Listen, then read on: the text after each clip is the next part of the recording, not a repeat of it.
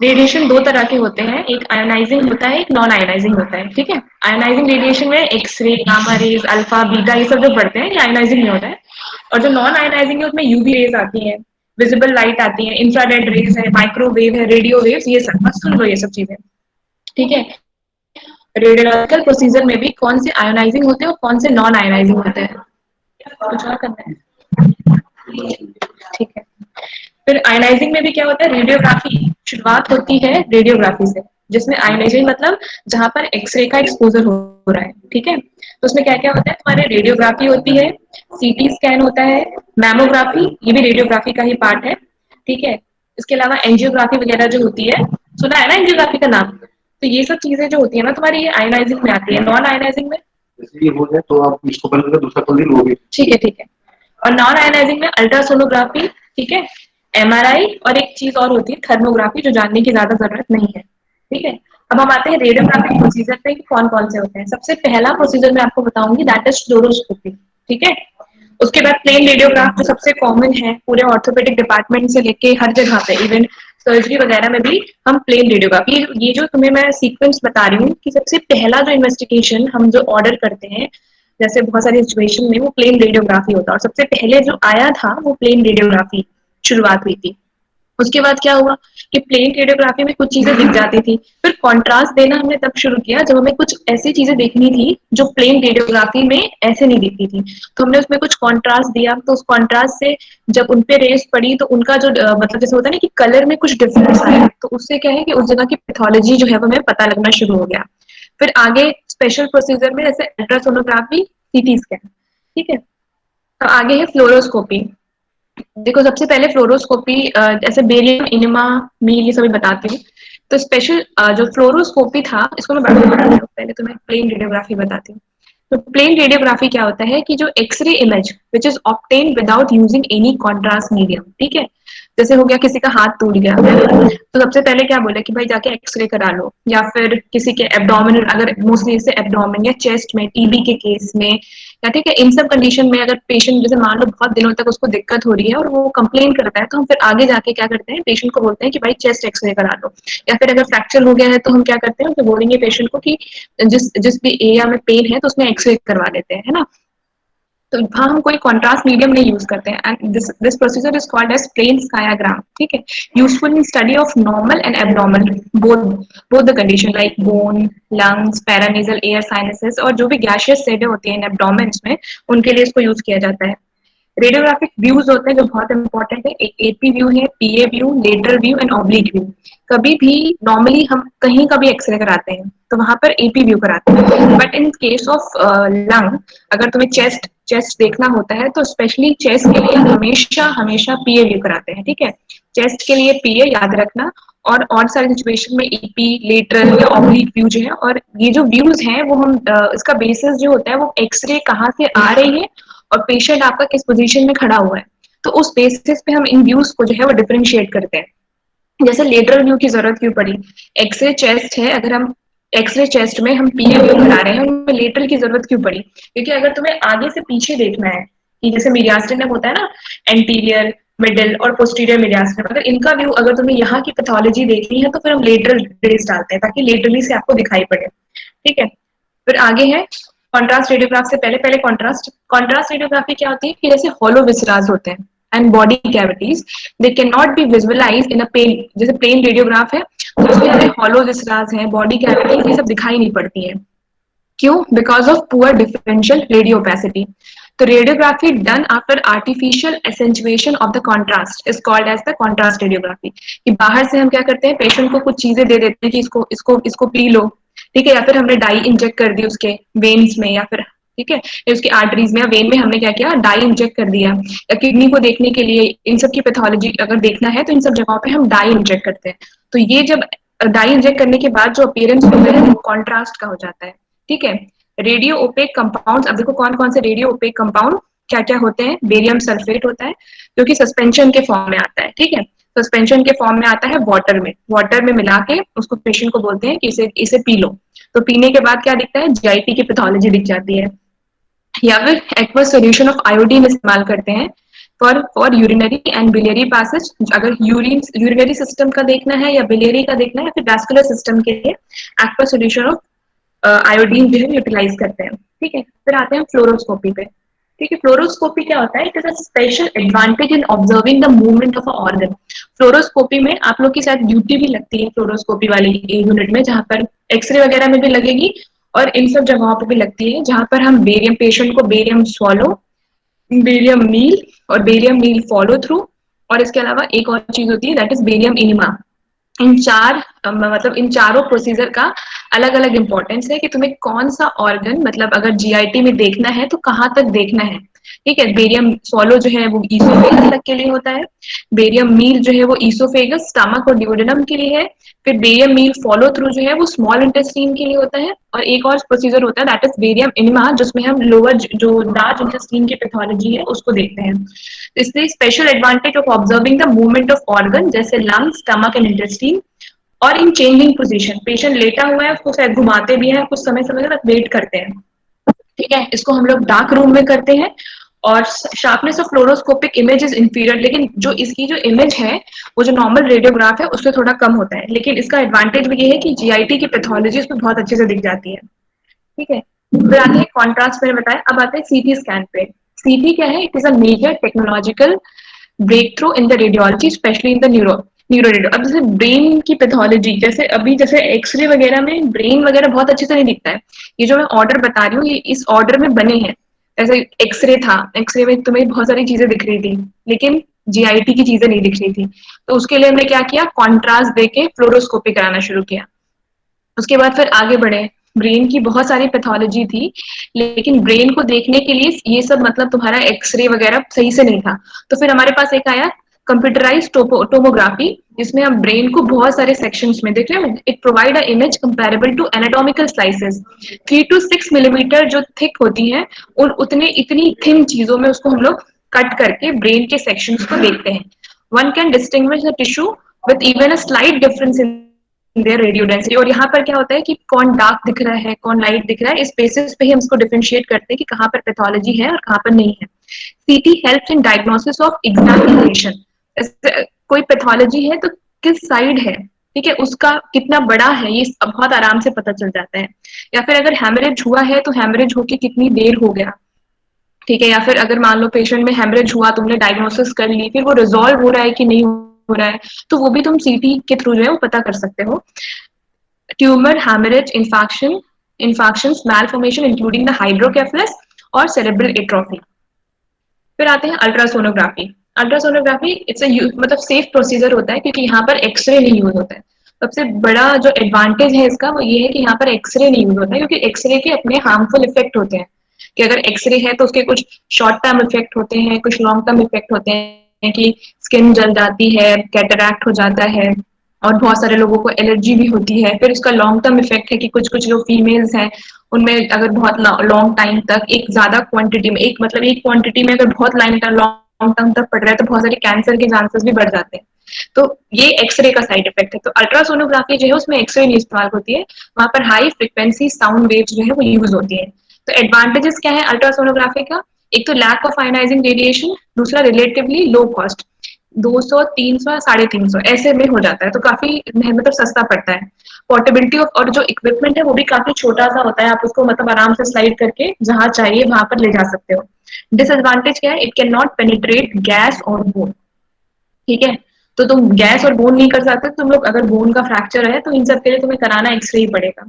Not use for the pulmonary condition and the bowel full of gases, मतलब अगर gas, ultrasound का जो दुश्मन है वो गैस है, तो अगर अल्ट्रासाउंड करवा रहे हो तो ये जरूरी है कि वहां पर गैस जो है वो एब्सेंट हो, लेकिन अब तुम्हारे लंग में तो गैस ही भरी है, बावल में भी गैस है, तो उन सब जगहों पे नहीं हो पाता है ये। फिर आते हैं डॉपलर का ही मतलब अल्ट्रासाउंड का ही पार्ट होता है, उसको डॉपलर अल्ट्रासाउंड कहते हैं। इसका क्या इंपॉर्टेंस है कि इसमें हम फ्लोइंग ब्लड जो है वो सब देख सकते हैं। फ्लोइंग ब्लड, अब मतलब इसका प्रोसेस कैसे होता है, मतलब कैसे काम करता है कि जो फ्लोइंग ब्लड है उसमें ऑल्टरेशन होता है in the frequency of returning sound, कि जो साउंड आता है वो थोड़ा डिफरेंस होता है, तो वही डिफरेंस को ये मेजर कर देता है। अब इसको किसमें मतलब डॉपलर अल्ट्रासाउंड को कहाँ कहाँ यूज करते हैं?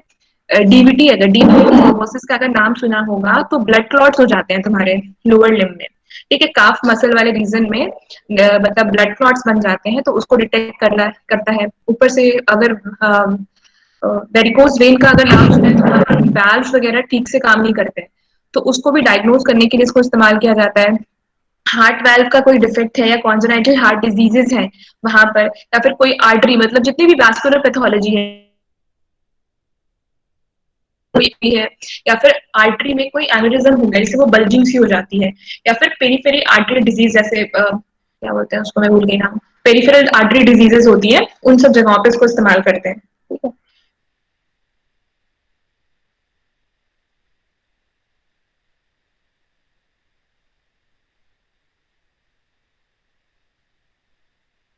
फिर स्केलेटन टिश्यू है।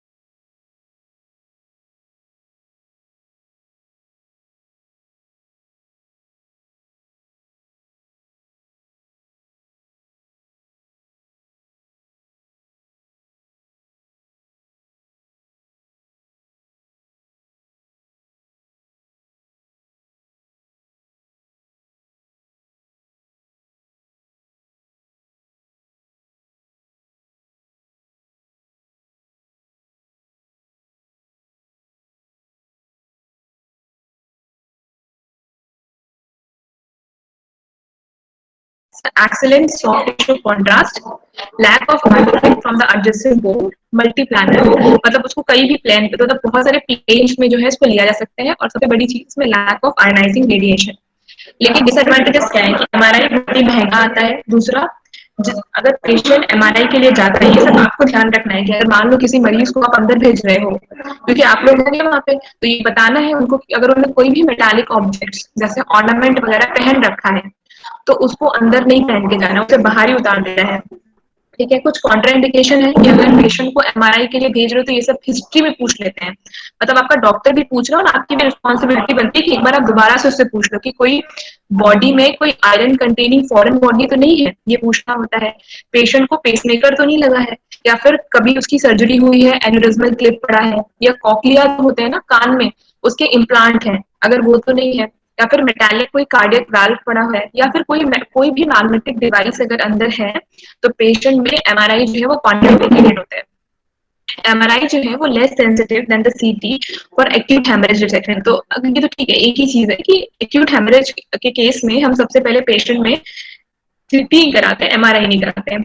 फाइन बोन डिटेल्स जो है वो भी हमारी एमआरआई के थ्रू पॉसिबल नहीं हो पाती है।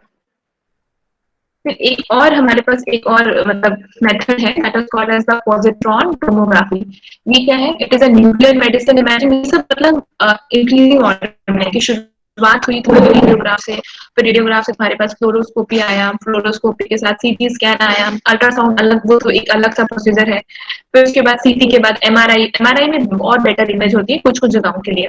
फिर अगली चीज जो थोड़ी और मॉडर्न है वो है पॉजिट्रॉन। ये positron imaging tomography, it is a nuclear medicine imaging technique which produces 3D picture of, अब देखो यहाँ इसका इंपॉर्टेंस क्या है, यहाँ पर फंक्शनल प्रोसेस जानना होता है। फंक्शनल प्रोसेस मतलब बॉडी के अंदर अगर मान लो कोई ट्यूमर हो गया है, तो उस ट्यूमर की जो मेटाबॉलिक रेट है, अब ट्यूमर क्यों तेजी से ग्रो करता है? क्योंकि ट्यूमर की मेटाबॉलिक रेट बहुत ही हाई होती है, तो ज्यादा, क्योंकि उसको अपना साइज बढ़ाना है, तो साइज बढ़ाने के लिए ज्यादा से ज्यादा ग्लूकोज का अपटेक करता है। तो हम एक ऐसा मटेरियल जो है वो मतलब अंदर पेशेंट को देते हैं, जिससे क्या करता है कि जब तो उसको दोगे तो ऐसी जगह पे उसका जो अपटेक है वो बढ़ जाता है, और जब अपटेक बढ़ता है तो वो चीज जो है ज्यादा तरीके से, मतलब वो ज्यादा विजुअलाइज होने लगती है, तो उससे हम डिटेक्ट कर लेते हैं कि हाँ यहाँ पर दिक्कत है। So it is a nuclear medicine imaging technique which produces a 3D picture of functional process in the body. ठीक है? To conduct the scan, a short-lived radioactive tracer, ये थोड़ा याद कर लेना कि कौन कौन से ट्रेसर्स वगैरह यूज करते हैं। आइसोटोप, जैसे हम जो इस्तेमाल करते हैं वो फ्लोरो डीऑक्सी ग्लूकोज यूज करते हैं, is injected into the living subject. The tracer is chemically incorporated into a biologically active molecule के साथ इनकॉर्पोरेट कर लेता है। अब इसका एडवांटेज क्या है? तो पेट स्कैन जो है वो काफी महंगा होता है, जैसे यहाँ लखनऊ में एसजीपीजीआई में होता है पेट स्कैन, केजीएमयू में शायद नहीं होता है। तो पेट जो है वो बोथ मेडिकल एंड रिसर्च दोनों तरीके का टूल है, use heavily in a clinical, और स्पेशली जो कैंसर के पेशेंट में अगर हमें कुछ डिटेक्ट करना होता है कि कहीं कहाँ कहाँ पर मेट्स पड़े हुए हैं, तो वहां पर हम लोग इसको इस्तेमाल करते हैं। Important research tool to map a normal human brain and heart function, ठीक है। तो हार्ट और नॉर्मल नॉर्मल हार्ट फंक्शन या ब्रेन फंक्शन जानने के लिए भी इसको इस्तेमाल करते हैं। अब डिसएडवांटेज क्या है, तो किसी भी प्रोसीजर का सबसे पहला डिसएडवांटेज जो तुम बहुत आसानी से लिख सकते हो ये है कि जो भी डायरेक्ट इंजेक्ट कर रहे हो, जैसे एक्सरे है, तो बहुत लोगों पे उस एक्सरे का इफेक्ट सही नहीं पड़ता है, या फिर अगर तुम डाई यूज कर रहे हो, जैसे सीटी में जो हम इस्तेमाल करते हैं, सीटी के टाइम पे या फिर एक्सरे के टाइम पे भी, सॉरी मतलब जब हम फ्लोरोस्कोपी भी करते हैं तो बेरियम वगैरह जो देते हैं, ठीक है, और एमआरआई के टाइम पे वो देते हैं गैडोलिनियम देते हैं, तो इन सब से बहुत लोगों को एलर्जी होती है, तो सेंसिटिव होगा तो वो डेंजरस हो सकता है। दूसरा, अवॉइडेड इन प्रेगनेंसी, ये भी स्पेशली आपको ध्यान रखना है कि अगर पेट स्कैन कराना है तो प्रेगनेंसी या ब्रेस्ट फीडिंग फीमेल में नहीं कराना है। और दूसरी चीज, काफी एक्सपेंसिव, 4,500 या 5,000 का ये होता है, तो काफी महंगा होता है। एक और प्रोसेस होता है that is called as the mammography. Mammography में भी एक्सरे का ही एक्सपोजर होता है, ठीक है। इट्स अ रेडियोग्राफी, और स्पेशली अब देखो हमारे यहाँ थोड़ा ब्रेस्ट कैंसर का काफी प्रिवलेंस है, तो होता जा रहा है समय के साथ में, तो उसके लिए हम लोग मतलब स्पेशली फॉर ब्रेस्ट मेमोग्राफी करते हैं, ठीक है, क्योंकि जो ब्रेस्ट की पेरेंकाइमा है उसके लिए यूएसजी और एमआरआई भी करते हैं ब्रेस्ट के लिए, लेकिन हम लोग जो मतलब स्पेशली जो हम प्रेफर करते हैं, जैसे लेकिन मान लो एमआरआई जो है वो काफी मतलब जो मेमोग्राफी होता है ना वो काफी पेनफुल प्रोसेस है, जिसमें ब्रेस्ट को हम प्लेट्स के बीच में मतलब प्रेस करते हैं, तो जैसे मान लो मेस्टाइटिस वगैरह की कंडीशन है तो वहां पर मेमोग्राफी नहीं यूज करते हैं। प्रेफर्ड स्क्रीनिंग एज, अब इसमें लिख दिया कि अगर मान लो किसी पेशेंट में ब्रेस्ट कैंसर की एक हिस्ट्री है, मतलब फैमिली हिस्ट्री है माँ में या बहन में, तो उसमें हम लोग क्या करते हैं बहुत ही अर्ली, मतलब 20 ईयर पे ही एमआरआई कराते हैं, एमआरआई कराते हैं, यूएसजी भी नहीं कराते, ठीक है। तो अगर हाई रिस्क पेशेंट है तब एमआरआई कराते हैं, अदरवाइज ऐसे कोई पेशेंट है और हम सस्पेक्ट कर रहे हैं तो हम मेमोग्राफी कराते हैं। Mammography is done with low energy high ampere because it need a very high contrast, तो काफी ज्यादा एक्सरे का इसमें एक्सपोजर भी होता है, ठीक है। अब देखो अगर तुमने पिछली बार अगर तुम्हें कुछ याद हो तो जो तुम्हारी एक्सरे जो ट्यूब होती है जहां से तुम्हारा एक्सरे जनरेट होता है, वहां पर एक कैथोड होता है एक एनोड होता है। तो नॉर्मल जो एक्सरे ट्यूब है उसमें एक ग्लास ट्यूब होती है जिसमें एक कैथोड और एक एनोड दोनों टंगस्टन के बने होते हैं। लेकिन यहाँ पर क्या है कि जो टंगस्टन जो होता है can not use as a target, मतलब यहाँ पर जो एनोड होता है वो टंगस्टन की जगह मॉलिब्डेनम होता है। तो ये एक चीज है जो तुम्हें अगर मतलब कहीं कहीं पर किसी एग्जाम में अगर पूछ सकता है तो ये चीज पूछ सकते हैं कि नॉर्मली जो एक्सरे होते हैं उनमें दोनों चीजें, कैथोड और एनोड दोनों जो है वो टंगस्टन का होता है, लेकिन इन केस ऑफ मेमोग्राम जो एनोड होगा वो मॉलिब्डेनम का होगा। ऊपर से एक और चीज होती है टारगेट विंडो। टारगेट विंडो क्या होता है कि जो तुम्हारी एक्सरे ट्यूब है उसमें टारगेट विंडो का मतलब ये नहीं कि वहां पर कोई छेद कर दिया, नहीं, वो कोई होल या कुछ भी नहीं होता है। वहां पर जो ग्लास ट्यूब होती है वो थोड़ी सी पतली कर देते हैं, तो वहां से इजीली जो है वो एक्सरे तुम्हारा पास कर सकता है। तो वो नॉर्मली लेड की बनी होती है, लेकिन जो मेमोग्राफी है उसकी उसमें क्या होता है कि ये टारगेट विंडो बेरिलियम की बना देते हैं, ठीक है। और mammography x ray production is characteristic, अब ये इतना ज्यादा जानने की जरूरत नहीं है, कई तरह के रेडिएशन होते हैं तो उसमें एक तरह का रेडिएशन होता है कैरेक्टरिस्टिक रेडिएशन, ठीक है। तो यहाँ पर जो रेडिएशन है वो कैरेक्टरिस्टिक रेडिएशन इस्तेमाल करते हैं, ठीक है। फिर नेक्स्ट है mammography has 10 to 40 times more radiation exposure than the x ray chest, ठीक है। तो बहुत ज्यादा इसमें एक्सरे एक्सपोजर होता है क्योंकि यहाँ पर ब्रेस्ट जो है वो काफी ज्यादा मतलब उसमें पेरेंकाइमा काफी ज्यादा होता है, तो उसमें मतलब कुछ भी डिटेक्ट करने के लिए हमें ज्यादा जो डोज है वो एक्सपोजर जो है वो बढ़ाना पड़ता है।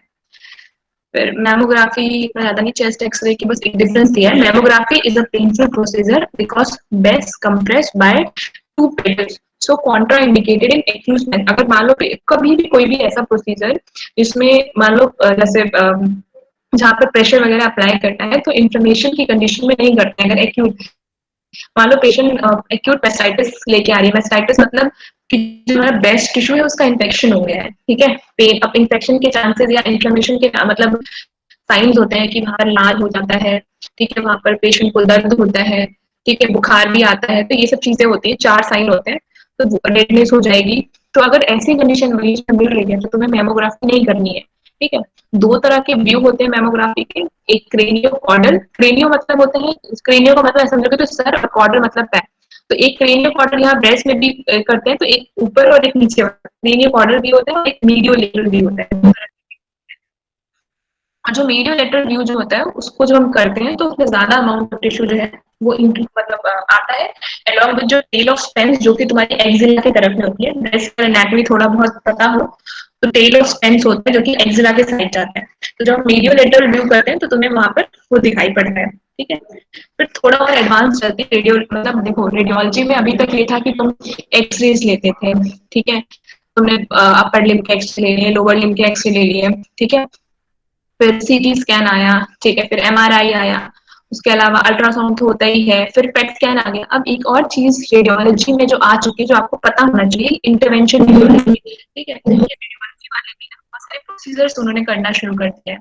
इसमें जैसे इस प्रोसीजर में क्या है कि परक्यूटेनियस, अब तुम यहाँ पर क्या करते हो, इस्तेमाल करते हो रेडिएशन को, रेडिएशन को यूज करके आप पूरा एरिया देखते हुए चलते हो कि कहाँ तक आपकी पैथोलॉजी है और कहाँ पर, जैसे मान लो फाइब्रॉइड यूट्रस होगा, तो फाइब्रॉइड फाइब्रॉइड यूट्रस मतलब क्या है कि यूट्रस के अंदर गांठ हो गई, तो हम क्या करते हैं उस गांठ को खत्म करने के लिए उसका जो, उसको बोलते हैं उसको खाना देने का जो तरीका है, जो उसकी वेसल्स है उसको बंद कर देते हैं। तो उस एक प्रोसीजर होता है उसमें कि ऑपरेशन के अलावा, क्योंकि ऑपरेशन तो चलो ठीक है, तुम गए काफी इन्वेजिव प्रोसीजर था, इतना बड़ा कट किया, उसके बाद एब्डोमेन खोला, उसके बाद तुमने मतलब यूट्रस को रिमूव किया, लेकिन ये प्रोसीजर बहुत छोटा सा होता है, लेकिन हाँ एक्सपर्ट होना जरूरी है तभी हो पाएगा कि तुम डायरेक्ट वेसल्स के थ्रू जाते हो, ऐसी वेसल्स जो कि तुम्हारे यूट्रस को सप्लाई करती है या फिर उस एरिया को सप्लाई करती है, उसको डिटेक्ट करते हैं, एक वायर के थ्रू लेके जाते हैं, एक वायर डालते हैं रेडिएशन, और ऊपर से मतलब गाइडेड वायर होता है जहां पर आप मतलब यूएसजी या फिर मतलब फिल्म लेके उसको डिटेक्ट करते हो, और उसके बाद जब वो पहुंच जाता है तो वहां पर मतलब आर्टिफिशियल मतलब बाहर से कोई मटेरियल है वो अंदर डाल के उस एरिया को ब्लॉक कर देते हैं, फिर वो धीरे धीरे जब उसका ब्लड सप्लाई को तुम बंद कर दोगे धीरे धीरे करके वो रिग्रेस कर जाता है। तो ये है इंटरवेंशन रेडियोलॉजी। ठीक है, यहाँ पर भी होता है, केजी में भी होता है, लेकिन ज्यादा मतलब नहीं है, लेकिन हाँ ट्राई अब होना शुरू हो गया है। तो percutaneous catheterization and embolization in the treatment of tumor, बस ट्यूमर को खत्म करने का अगर इंटरवेंशन रेडियोलॉजी में कोई तरीका है तो उसका जो ब्लड सप्लाई है उसको बंद कर देना। ठीक है, दूसरा क्या है percutaneous transluminal dilatation for the artery stenosis. मान लो कहीं पर कोई आर्टरी है वो बंद हो गई, स्टेनोसिस मतलब बंद हो जाना, तो हम क्या करते हैं ट्रांसल्यूमिनल जाके वायर से उसे क्या करते हैं उस आर्टरी को खोलते हैं, ये भी परक्यूटेनियस के थ्रू होगी और ये भी गाइडेड ही करना, दिखना चाहिए ना। फिर needle biopsy under the imaging control, ये तो एकदम सिंपल सा है कि तुम अल्ट्रासाउंड करके पहले डिटेक्ट करते हो कि कहाँ पर है, मान लो कोई ऐसी चीज जो तुम्हें अपनी आंखों से नॉर्मल, अगर कोई चीज सामने दिख रही है तो तुमने उसकी बायोप्सी ले ली, लेकिन अगर वो चीज अंदर है तो पूरा खोलने से अच्छा है, वो इतना ज्यादा इन्वेसिव जाने से अच्छा है कि अगर उसको अल्ट्रासाउंड गाइड करके अल्ट्रासाउंड के थ्रू तो ऊपर से अगर उसको देख कर नेडल वगैरह डाल के अगर बायोप्सी कर लो तो वो ज्यादा इजी होगा, मतलब लेस इन्वेसिव हो जाता है। फिर transhepatic catheterisation for the of the bile ducts, तो फिर यहाँ पर भी यही है कि सुपरफिशियली आप मतलब बिना ओपन किए, आप एब्डोमेन को ओपन किए बिना बाहर से अल्ट्रासाउंड गाइडेड लिवर में जाके, जो लिवर में मतलब पढ़ना होता है उसके लिए बहुत ज्यादा वो प्रैक्टिस की जरूरत भी होती है। फिर बाइल डक्ट में जाके उसको भी कैथेटराइज कर सकते हैं। Needle puncture and drainage of a cyst, कोई सिस्ट है ठीक है तो उसको भी हम लोग यहाँ पर ऐसे ही अल्ट्रासाउंड गाइडेड जाके उसको पहले डिटेक्ट करते हैं कि कहाँ पर है, फिर वहां पर निडल डालते हैं इंजेक्ट, और उसका जो भी मटेरियल उसको सक करके बाहर कर लेते हैं।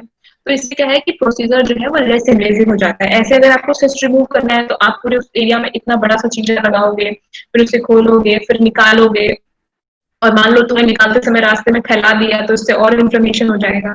तो ये एक आसान सा प्रोसीजर होता है कि हम क्या करते हैं इंटरवेंशन रेडियोलॉजी में, पहले उसको एक्सरे या फिर अल्ट्रासाउंड इन सब के थ्रू हम पहले उसको लोकलाइज कर लेते हैं, लोकलाइज करके उसमें निडल डाल के वहां से जो भी चीजें बाहर रिमूव करनी होती है वो रिमूव कर देते हैं छोटे से इंजेक्शन के थ्रू। ठीक है, आगे आते हैं। अब बहुत इंपॉर्टेंट चीज है प्रिवेंशन फ्रॉम रेडिएशन। ठीक है, आप लोग भी हो, हम भी जाते थे, मैं भी गई थी एक बार। तो भाई रेडिएशन एक्सपोजर, पेशेंट को तो दिक्कत है, वो रेडिएशन के लिए आया है, लेकिन आपकी पोस्टिंग लगी और अगर आप खड़े हो तो आप अपने आप को कैसे प्रिवेंट करोगे, ठीक है। तो लेड जो है, this is the most common agent use in abdomen construct modern construction to offer the radiation shielding, ठीक है।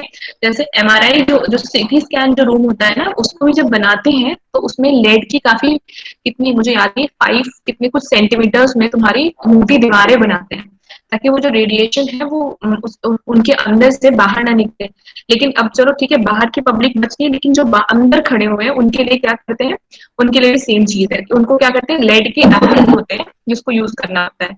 और इसकी जो लेड एप्रेन की जो थिकनेस होती है वो 0.5 मिलीमीटर, काफी भारी सा होता है। उसको पहना के तब खड़े होना होता है आपको, क्योंकि जो एक्सरे आप डाल रहे हो उसमें स्कैटर्ड रेडिएशन हो रहा है, जिससे आपको भी इसका इफेक्ट पड़ता है।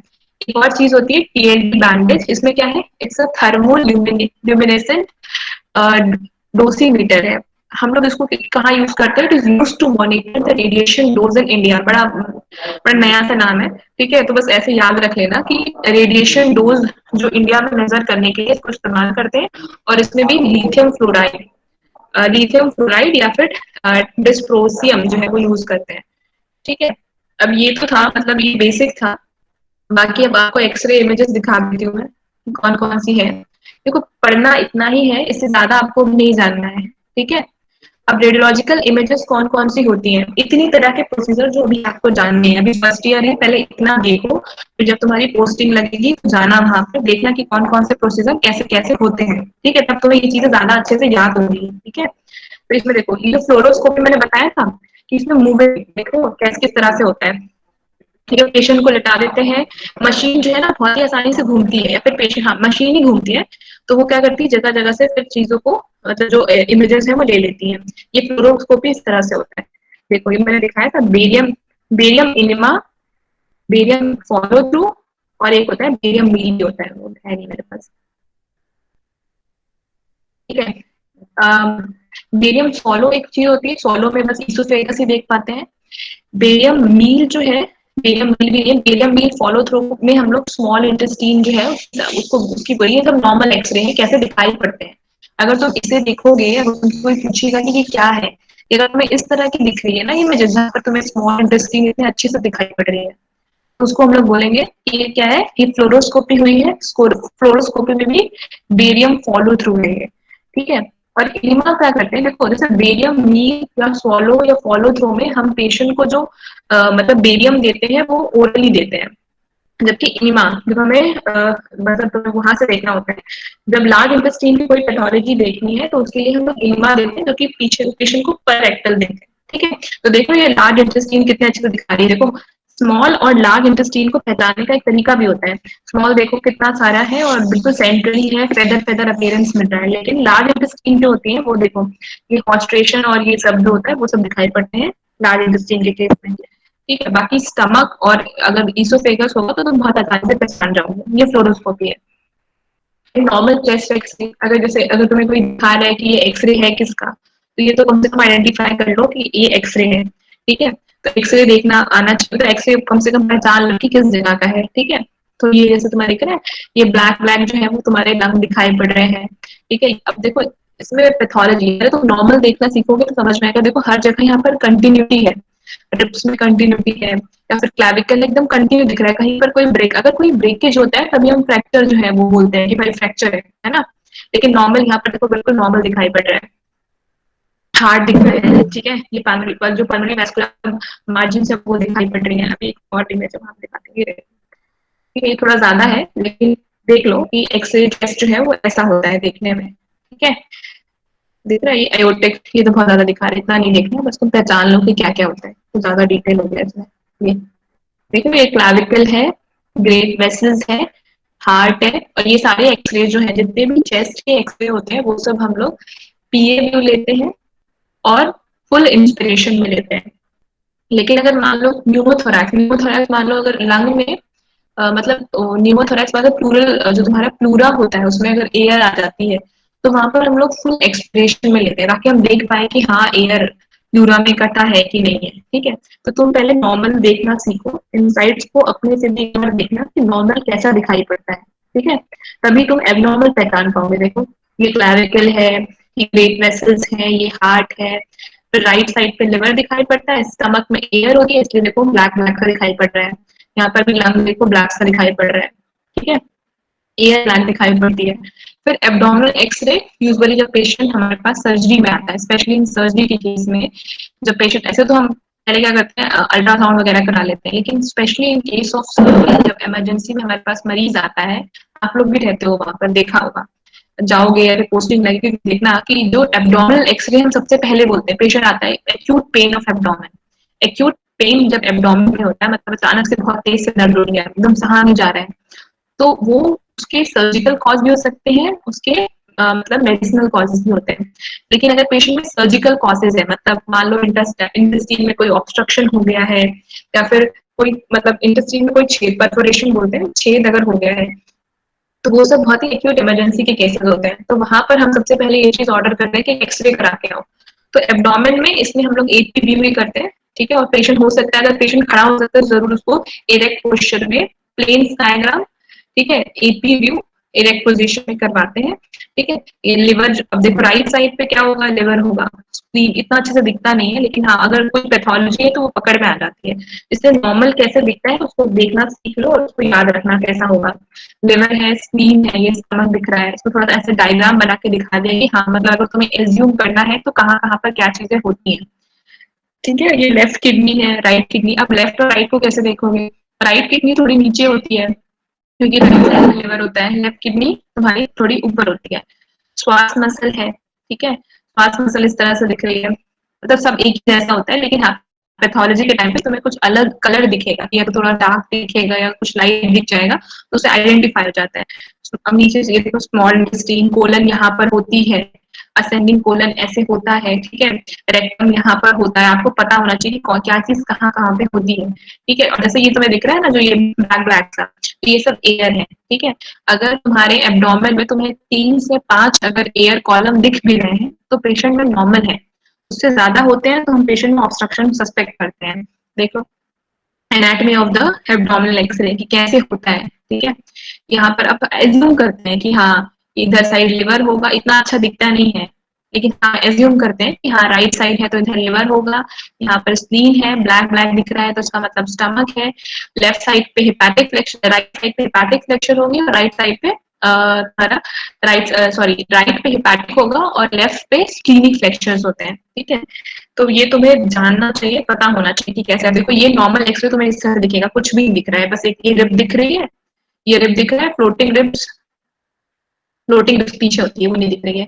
ये तुम्हारी कौन सी होती है, 7 7, हाँ, ये तुम्हें इस तरह की रिब्स 11 रिब दिख रही है, सॉरी 11 और 12 वाली रिब्स भी आ गई हैं, ठीक है, तो रिब्स दिखाई पड़ रही है, देख रहे हो इस तरह से तुम्हें एज्यूम करना पड़ेगा, ये देख रहे हो, ये तुम्हारी लार्ज इंटेस्टाइन के थोड़े बहुत जो गैस शेडोज है वो दिखाई पड़ रहे हैं, ये ब्लैडेड दिखाई पड़ रही है, मतलब ब्लैक ब्लैक दिख रहा है, मतलब हाँ गैस, हम सोचते हैं कि गैस है, लेकिन हाँ कभी कभी ऐसा भी होता है कि कुछ एक्सरे में भी प्रॉब्लम हो जाती है तो उसके कारण भी ऐसे दाग जो है दिखाई देने लगते हैं। और जब हम एब्डोमेन को पढ़ते हैं कभी भी तो एब्डोमेन को ना, अब ऐसे सर्जरी में पढ़ते हैं तो उसे हम लोग कितने क्वाड्रेंट में डिवाइड करते हैं, 9, लेकिन ऐसे पढ़ने के लिए उसको हम लोग 4 क्वाड्रेंट में डिवाइड करते हैं, right upper quadrant, left upper quadrant, right lower और लेफ्ट लोअर क्वाड्रेंट, ऐसे डिवाइड करके वो देख लेते हैं कि भाई राइट में तुम्हारा लिवर होगा, ठीक है, लेफ्ट में स्प्लीन होगा, राइट में राइट साइड की किडनी होगी, लेफ्ट में लेफ्ट की किडनी होगी, ठीक है। यहाँ पर क्या मिलेगा, यहाँ पर तुम्हें मिल जाएगी सारे इंटेस्टीन में दिखाई पड़ेंगे कि यहाँ पर तुम्हारे लार्ज इंटेस्टीन है, अगर पेरीफेरी पे दिखता है, जो भी चीजें पेरीफेरी पे दिखे वो तुम्हारी लार्ज इंटेस्टीन होती है, और अगर तुम्हें फेदर जैसा तो सेंटर पे दिख रहा है तो वो स्मॉल इंटेस्टीन होता है, ठीक है। एक्सरे का बहुत ज्यादा इंपॉर्टेंस है ऑर्थोपेडिक डिपार्टमेंट में, कि अगर कोई मरीज आता है तो सबसे पहले उसको हम लोग बोलते हैं अगर पेन लेके आ रहा है, स्वेलिंग लेके आ रहा है और लॉस ऑफ मूवमेंट, तो इन अगर ये तीनों चीजें प्रेजेंट है ना तो हम पेशेंट में फ्रैक्चर सस्पेक्ट करते हैं, तो अगर फ्रैक्चर सस्पेक्ट करते हैं तो फिर उसको तुरंत बोलते हैं कि भाई जाओ और एक एक्सरे करा के आओ। तो एक्सरे में पहले आपको नॉर्मल पता होना चाहिए कि देखने में कैसा होता है, नॉर्मल, तभी तो एबनॉर्मल फिर जानोगे। इसलिए जब तुम्हारी वार्ड में पोस्टिंग हो तो पहले नॉर्मल मरीज को देखना, ठीक है। अब ऐसा नहीं कि तुम्हें नहीं आना चाहिए, थोड़ा अपनी भी इच्छा रखो कि ठीक है जाके एक बार देखते हैं कि नॉर्मल कैसा होता है, तभी तुम्हें एबनॉर्मल समझ में आएगा। जैसे यहाँ पे देखो ये कार्पल बोन्स दिखाई पड़ रही है, देखो अल्ना है, रेडियस और सब कंटिन्यूअस है, कहीं पर कोई भी कहीं पर कुछ टूटा, अगर मतलब मान लो कंटिन्यूटी अगर ब्रेक हो जाता है, ठीक है, अगर वो स्किन में ब्रेक होता है तो उसे अल्सर कहते हैं। ठीक है, अगर यही चीज तुम्हारे बोन्स में ब्रेक हो जाती है तो उसे फ्रैक्चर कहते हैं। ठीक है, ये रेडियस है, ये अल्ना है, ये ह्यूमरस है, तो कम से कम तुम इतना पहचान लो कि ये हड्डियां हैं। वो अगर उनमें कहीं भी किसी में भी ब्रेक आ रहा है तो हम सोचते हैं कि हाँ पेशेंट में फ्रैक्चर है। ठीक है, ये हाथ का देख लो किस तरह से होता है ना, गिर गया है, जैसे पेन स्वेलिंग लेके आ गया है तो देखते हैं कि हाँ भाई सबसे पहले एक्सरे कराया है हमने हैंड का, तो दिख रहा है ये तुम्हारा रेडियस है, बड़ी वाली जो होती है थोड़ी सी वो रेडियस है, छोटी वाली अल्ना है, यहाँ पर कार्पल है, ये मेटा कार्पल है, और ये सारी तुम्हारी फेरेंजीज है। तो तुम नॉर्मल गिन लोगे और उनकी कोई पैथोलॉजी नहीं मिलेगी, मतलब नॉर्मल है। ठीक है, फिर ये तुम्हें ये थोड़ा शोल्डर जॉइंट का है कि कैसे होता है। ठीक है, ये इधर से तुम्हारा ये क्लाविकल आ रहा है, ये पीछे की तरफ स्कैपुला है,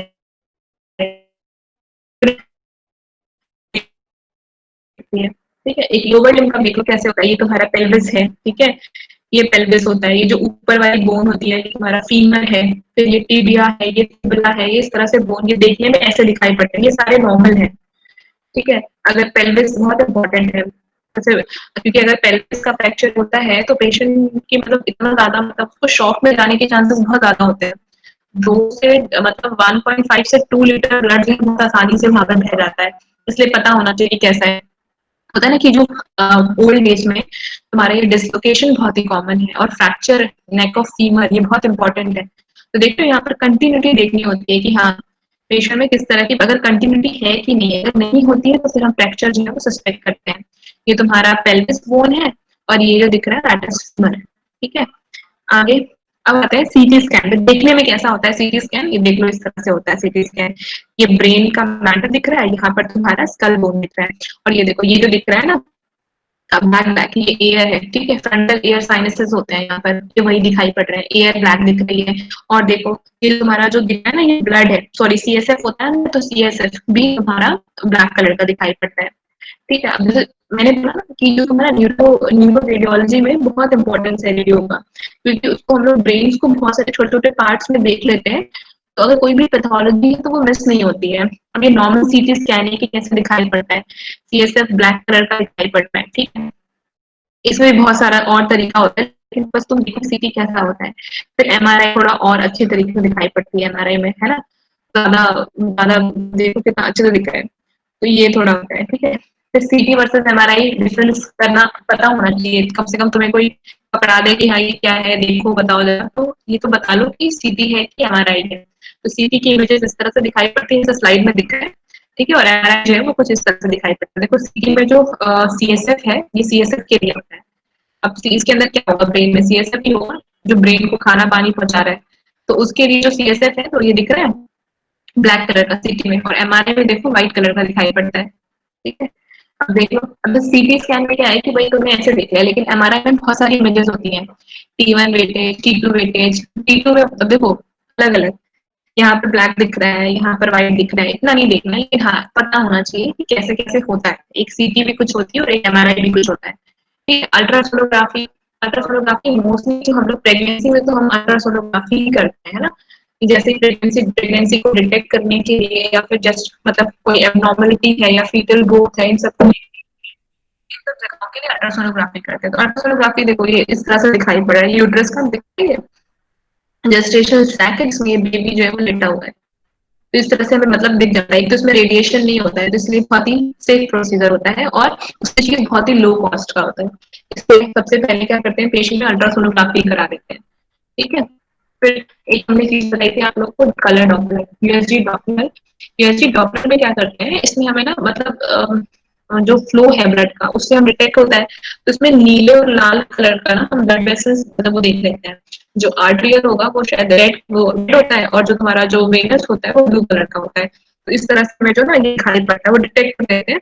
जैसे स्पेशली इन केस ऑफ जैसे उसमें यूज करते हैं मेनली जो तुम्हारा बच्चे में जो IUGR होता है ना, इंटरट्राइन ग्रोथ रिटार्डेशन, तो उसमें हम लोग बेसिक से मॉनिटरिंग करते हैं, देखते हैं कि फ्लो कैसा जा रहा है, कि मतलब बच्चे को ब्लड, क्योंकि वहां पर हम बार बार बच्चे बदन को एक्स वगैरह के लिए कर नहीं सकते, तो वहां पर एनर्जी बहुत ज्यादा इंपॉर्टेंट हो जाता है देखने के लिए, है ना, कि उसमें बच्चे में फ्लो कैसा है। ऐसा तो नहीं कि फ्लो रिवर्स हो गया, उल्टा जाने लगा, तो इन सब कंडीशन में तुम्हें तुरंत टर्मिनेशन ऑफ प्रेगनेंसी करना होता है। ठीक है, फिर एक पेट स्कैन के बारे में मैंने बताया था आप लोग को कि नॉर्मल पेट स्कैन कैसा होता है। पेट स्कैन बहुत ही मॉडिफाई बोल रहे ना, मैंने बताया कि केवी में पेट स्कैन होता भी नहीं है, ये हम लोग कहाँ से कराते हैं, एसजीपीजीआई से करवाते हैं। तो ये क्या करता है, जो भी मेटाबॉलिकली एक्टिव चीजें ये उनको डिटेक्ट करता है वहां पर। वो जो उनका क्योंकि उनकी मेटाबॉलिज्म हाई है, तो वो क्या करते हैं, वो ग्लूकोज के अपटेक को बढ़ा लेते हैं। और जब ये अपटेक बढ़ता है तो वो ये हमारा पेट स्कैन जो है उस चीज को डिटेक्ट कर लेता है और हमें देखता है। जैसे नॉर्मल हार्ट आपको ब्लैक सा दिख रहा है, किडनी भी इस तरह से दिखाई पड़ जाती है और नॉर्मल ब्लैडर दिखाई पड़ता है। फिर ये नॉर्मल जब तुम देख लोगे, इसके अलावा से ऊपर ना ब्रेन भी ब्लैक दिखता है, ठीक है। थायराइड में कोई नोड्यूल हो गया, उसका भी अगर मेटाबॉलिक रेट बहुत ज्यादा है, क्योंकि वो बहुत तेजी में लेगा ग्लूकोज अपटेक करेगा, तो वो ना तुम्हारा ज्यादा एनहांस फॉर्म में दिखने लगता है। सबसे पहले चीज तुम्हें पता होना चाहिए कि ये पेट है। अगर तुम्हारे पास कोई मरीज इस तरह से लेके चला है कि है क्या, तो ये आइडेंटिफाई कर लो कि हाँ ये क्या है, ये पेट है, सीटी है या एमआरआई है। पहले तुम इतना रखो जानने को कि तुम आइडेंटिफाई करो। तुम्हारे पास कोई एक्सरे दे रहा है तो तुम आइडेंटिफाई कर लो कि ये एक्सरे है कहाँ का, चेस्ट का है, एब्डोमेन का है, या अपर लिम्ब का है, या लोअर लिम्ब का है। ठीक है, ज्यादा डिटेल में तो डॉक्टर देख लेगा, लेकिन तुम्हें इतना तो पता होना चाहिए, है ना। अब देखो सीटी वर्सेस पेट कैसे डिफरेंस, सीटी जो होता है ना, हम लोग सीटी स्कैन भी होल बॉडी का करा लेते हैं, तो इसमें इस तरह से दिखाई पड़ता है। लेकिन जो पेट स्कैन है ना, वो बेसिकली जो मेटाबॉलिकली एक्टिव होते हैं ना उनको दिखाई पड़ता है। और फिर इन दोनों को हम लोग ज्वाइन करके कुछ और फॉर्म में कर लेते हैं। जैसे टीचिंग के लिए भी शुरुआत हो रही है कि भाई हमारे पास कैडावर नहीं है, तो हम क्या करेंगे, जो भी हमारे पास एक्सरे इमेजेस हैं और जो भी सीटी स्कैन की इमेजेस है उन सबको कंपाइल करके एक हम वैसा एक तैयार करेंगे जिससे तुम्हें मतलब रियल जैसा है कि तुम देख लो सारे पार्ट। तो इन सब चीजों में हम इसको इस्तेमाल करते हैं रिसर्च पर्पज और बाद में टीचिंग वगैरह के लिए। ठीक है, तो इतनी सारी जो थी हमारी वो इमेजेस थी। कुछ समझ में आया? हाँ सही। यस समझ में आई? तुम्हारे देखो बेसिक ये ना, तुम लोग जाते हो वार्ड में जाओगे ना, यस पोस्टिंग लगेगी कब से लगेगी? नेक्स्ट ईयर की? इस साल तो तुम कहीं गए नहीं, नेक्स्ट ईयर जाओगे ना? नेक्स्ट ईयर जाओगे तो देखो, बस मैं वही कह रही हूँ ना, अपना तुम्हारा खुद का प्रोटेक्शन भी इस जगह पे जरूरी है। जब भी तुम एक्सरे फील्ड में, क्योंकि अगर तुम्हारी पोस्टिंग लग रही है और अगर तुम खड़े हो वहां पर, तो वहां पर लेड के एप्रन होते हैं जिनकी थिकनेस 0.5 कितना बताया था, 0.5 सेंटीमीटर या सेंटीमीटर होती है। तो वो जरूर पहन के रखना, ठीक है। उनको बिना पहने मत वहां खड़े होना, पहली चीज। दूसरी चीज, तुमको कम से कम पता होना चाहिए कि तुम्हारा जो मरीज आ रहा है, अगर मान लो एक केस तुमसे रास्ते में कोई पूछ ले कि केस, तो कम से कम तो इतना तो आइडेंटिफाई कर लो कि ये कहाँ की। पहली बात तो ये क्या है, ये एक्सरे है या सीटी है या एमआरआई है या फिर तुम्हारा अल्ट्रासोनोग्राफी है, ठीक है। फिर उसको मतलब आगे की डिटेल बाद में होगी, लेकिन तुम्हें पता होना चाहिए, ठीक है। अगर जब तुम लोग वार्ड में जाओगे तो तुम लोग ये भी देखना, पूछना, पूछ लेना उनसे जो भी काम करते हैं, तुम्हारे जो भी सीनियर हो, ये मशीनें कैसे काम करती है। तो मैं सेकेंड प्रॉफ में जब गई थी ना, तो मैंने जाके, मैं रुक गई थी अंदर, तो मैंने जाके सारी चीजें देखी थी, ठीक है। कि जीआईटी के ये जो तुम्हें पढ़ा रही थी, बेरियम मील, बेरियम इनिमा, तब उस समय मैं फोटो खींच के आई थी वहां से, कि उनको फोटो कॉपी करा के लाई थी कि भाई क्या क्या चीजें होती हैं, कैसे कैसे करना होता है, ठीक है। तो ये चीज तुम्हें पता होना चाहिए। बाकी अब जब तुम, अगर तुम्हें मशीनें चलानी है तो उसकी बहुत ज्यादा डिटेल स्टडी तुम्हें अलग से करनी पड़ेगी, है ना। मैंने तुम्हें बेसिक बेसिक पढ़ाया कि हाँ एक्सरे है, तो एक्सरे जो होता है वो कैसे कैसे शुरुआत हुई थी, उसके कौन कौन से पार्ट्स होते हैं। काफी महंगी होती है एक्सरे मशीन भी, लेकिन उससे ज्यादा महंगी सीटी है, उससे ज्यादा महंगी जो है वो एमआरआई है। समय के साथ भाई, अब जैसे एडवांटेज और डिसएडवांटेज की बात तो ऐसी शुरू होती है कि शुरुआत हमने एक्सरे से कर दी, लेकिन एक्सरे के बहुत सारे साइड इफेक्ट आने लगे। तो फिर हमने कुछ ऐसा सोचा कि इसके साइड इफेक्ट्स जो है वो कम आ जाए। जैसे एक्सरे में इतना ज्यादा एक्सपोजर होता है, सीटी में तो बहुत ही एक्सपोजर होता है। तो फिर हमने एमआरआई शुरुआत की, एमआरआई आया, ठीक है। एमआरआई में एक्सपोजर नहीं होता, लेकिन हाँ फिर उसके भी कुछ डिसएडवांटेज ये हुए कि कुछ चीजें उसमें दिखती थी, कुछ चीजें नहीं दिखती थी। अल्ट्रासाउंड तो बहुत ही अच्छा है, लेकिन अल्ट्रासाउंड को हर जगह इस्तेमाल नहीं कर सकते। कभी सुना है कि फ्रैक्चर हुआ अल्ट्रासोनोग्राफी करा रहे? नहीं। इन्फ्लेमेशन हुआ है तो आप देख सकते हो वहां पर, ठीक है। लेकिन फ्रैक्चर वगैरह के केस में तो आपको एक्सरे वगैरह ही कराना पड़ेगा। और अगर प्रेगनेंसी का केस है तो वहां पर तुम्हें अल्ट्रासोनोग्राफी करानी है ना। उसके बाद एमआरआई, एमआरआई तो दिखाया मैंने किस तरह से होती है, ठीक है। फिर पेट स्कैन थोड़ा और हाई फाई हो गया, आगे की चीजें हो गई, लेकिन तुम्हें इतना जो है वो पता होना चाहिए, ठीक है। देखना आना चाहिए क्या है। और कुछ जानना है?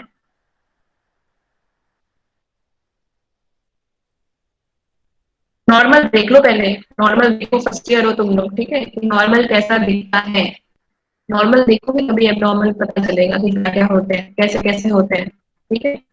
तुम्हारी पोस्टिंग लगेगी तो पोस्टिंग जरूर जाना। पोस्टिंग में ये सब किताबों में लिखी वाली बातें नहीं है, सब कुछ यहाँ रियल में होता है। तो रियल में देखोगे ना तो तुम्हें याद हो जाएंगी चीजें, जैसे मुझे याद है। तो मैं पढ़ा रही हूँ, मेरे दिमाग में चल रहा है कि हाँ मैंने कहाँ कहाँ पर क्या क्या चीजें देखी थी, ठीक है? तो बहुत हेल्पफुल होगी। इसके अलावा देखो इसमें बहुत सारी चीजें होती हैं, जैसे पैथोलॉजी जो होती है ना, पैथोलॉजी अभी पढ़ने की जरूरत नहीं है तुम्हें। तुम पहले नॉर्मल आइडेंटिफाई करना सीखो कि क्या क्या होता है। जैसे मैंने बताया ना कि रेडिएशन के बहुत सारे मतलब हार्मफुल इफेक्ट होते हैं। मरीज को तुम रेडिएशन के लिए एक्सपोज कर रहे हो तो सबसे पहली शुरुआत क्या होगी, जिस जगह पर तुमने रेडिएशन डाला उस जगह पर मरीज को ऐसा हो सकता है कि वहां पर उसको लाल हो जाए, स्किन इरिटेबल हो जाती है, ठीक है? और फटीग हो जाता है, ठीक है? ये सब चीजें होती हैं। कुछ और सारे इफेक्ट होते हैं कि बहुत लोगों को कैटरैक्ट हो जाता है, ठीक है? बाल गिरने लगते हैं, एलोपेशिया, ठीक है? तो ये सब चीजें होती हैं। बहुत लंबे समय तक एक्सपोजर हो रहा है तो जेनेटिक चेंजेस भी शुरुआत हो जाते हैं पेशेंट में। और क्या है कि बहुत दिन तक इरिटेशन हो रहा है, पेशेंट में मेलिग्नेंसी हो जाती है। अगर प्रेगनेंसी के टाइम पे एक्सपोजर हो रहा है तो टेराटोजेनिसिटी, समझते हो टेराटोजेनिसिटी? कि बच्चे का बच्चे में जो उसकी ग्रोथ हो रही है उसमें मतलब उस पर डिपेंड करता है, ठीक है? समझते हो ना? तो हाँ, तो वहां पर क्या होता है, नहीं समझते? क्या बोल रहे हो?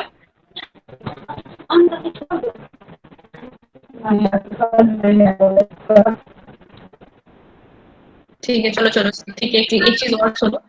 एक होता है 10 डे रूल होता है, ठीक है? 10 डे रूल के बारे में बताऊंगी क्या होता है।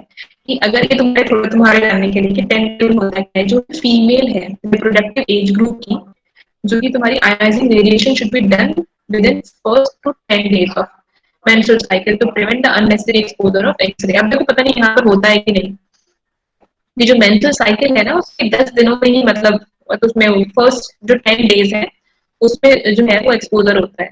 In the female of reproductive age group any procedure that give ionizing radiation should be done within first 10 days of menstrual cycle to prevent the unnecessary exposure of X-rays, ठीक है? 10 days rule होता है। देखो पढ़ने को इसमें बहुत सारी चीजें हैं, लेकिन जितना बनाया है जो बताया है मैंने आपको उतना याद रखिएगा, ठीक है? जो भी रेडिएशन वर्कर होते हैं, जैसे तुम लोग अगर पोस्टेड हो वहां पर तो उसके लिए टाइम क्या है, keep radiation exposure for minimum time. जितना हो सके कम से कम समय तक तुम्हें वहां पर रहना, लेकिन अगर रहना पड़े तो रहते ही है। लेकिन जैसे सीटी स्कैन वाले में क्या है कि भाई पेशेंट को अंदर लिटा के तुम बाहर आ जाते हो, लेकिन जब एक्सरे होता है ना तो वहां पर खड़े रहते हैं साइड में, ठीक है? मिनिमम एक्सपोजर के चांस हम कोशिश करते हैं। दूसरी चीज क्या है, एक तो शील्डिंग मैंने बता दी कि 0.5 मिलीमीटर का एप्रन जो है, लेड एप्रन वो यूज करते हैं। और एक हो गया, बस इतनी चीजें थी।